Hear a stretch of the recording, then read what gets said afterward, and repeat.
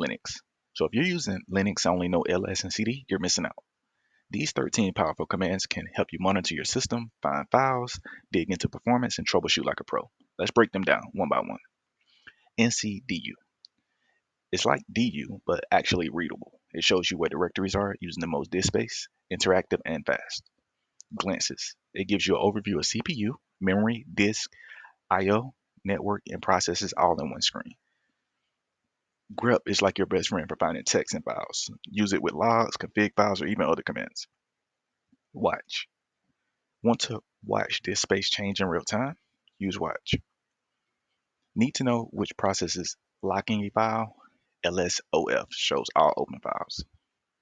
Want to speed up your boot time? This shows which services are slowing you down. Systemd-analyze blame. Dig. It's the DNS Swiss Army knife. Want to know where domain points? Hostname. This one's simple.